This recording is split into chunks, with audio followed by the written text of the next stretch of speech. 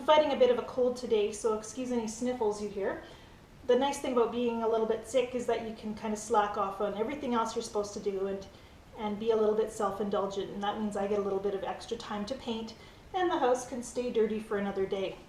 I'm about to get ready to do some painting, and one of the things that I really hate is having to do prep work before I start painting. I would love to just be able to come into the studio and start painting immediately, but there's always a little bit of work that has to be done, it seems like. And one of those things is that I never have paper on hand to paint with. And one of those reasons is because I buy my paper in full sheets. This is a package of full sheets of Arches. It's a 140-pound cold press, and you can see it's 22 by 30 inches. And this is my favorite paper to use, second favorite. The 140-pound refers to the thickness, and I actually prefer 300-pound, which is slightly thicker, and as such it won't buckle nearly as much when you're painting with a lot of water. And you know that if you've seen me paint, you know I use a lot of water when I paint.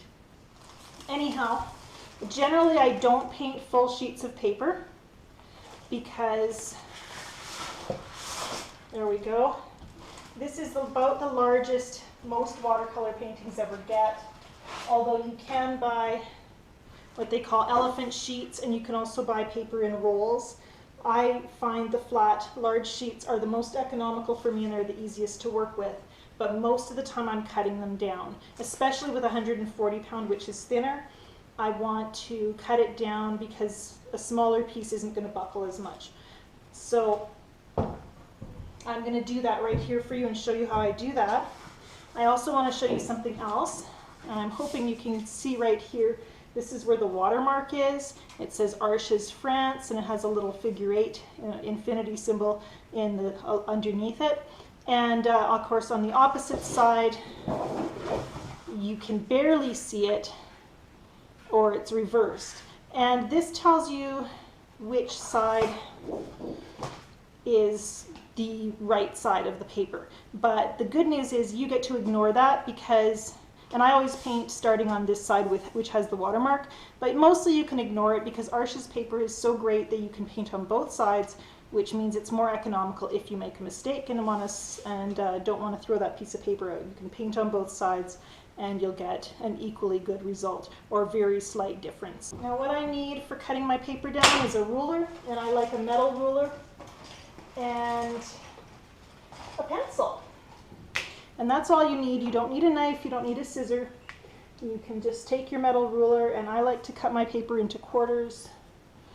And so that's 15, because it's a 30-inch sheet. And go in a little bit from the decal edge. Because this is 22 wide, I need a mark in the middle. And then because I like this beautiful decal edge, all I have to do is line my ruler up to those little marks and just tear. Move my ruler. I'm not going to get quite as beautiful an edge as it comes with, but it's going to match closely enough. Most of the time this edge isn't visible once a painting is framed, but that's your own preference. So now we have 2 half sheets. And I like to go even further. The most common size I paint with is the quarter sheet. So we've got a 22-inch wide by 15-inch sheet of paper here. And so I'm going to go to 11 inches. So I'm going to have an 11 by 15-inch sheet when I'm done. And that's really the most common size I use. I don't like to go smaller. I find the smaller you work, the more cramped your brushwork is, and it doesn't give you the chance to paint using your whole arm. And I didn't even move my ruler, since with 2 sheets you can kind of do that. And now I have 4 sheets of paper to work with, and I am ready to do up to 8 paintings because, of course, like I said, I'll paint on both sides. And now, just looking at my sheets again, you can see a difference between the 2 sides. Like I said, the side with the watermark right here, it looks a little bit smoother. The other side is a little bit more dimpled. What I would recommend to you is try both sides and see which one you prefer. Different artists like different types of paper for sure.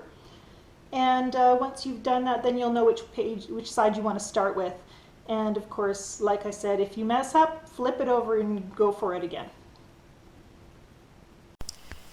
It occurred to me as I wrapped up this video that people are going to ask me, what about stretching?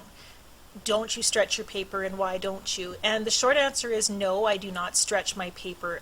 I don't really see a benefit. It takes extra time to prepare, and I've found that the few times that I have tried stretching my paper, it removes a little. Soaking the paper before stretching does tend to remove a little bit of the sizing that's built into the paper, and so then the paper absorbs water differently. And for me, I'm accustomed to painting the paper just as it comes from the factory. My understanding is that it's not necessary to stretch most paper, and so you're going to get a good result whether or not you stretch. And I really just prefer to use as much time possible painting and less time prepping. So for me, cutting the paper down and taping it down to a board if necessary is all I really want to do, and then I can get right to painting. If someone can give me a great reason why I should be stretching and I'm just missing out, please do let me know. But really at this point, I've never really seen a point to it. I get a nice result, use it without stretching, so I'm going to continue doing that until somebody can convince me otherwise. Feel free to try it and make up your own mind.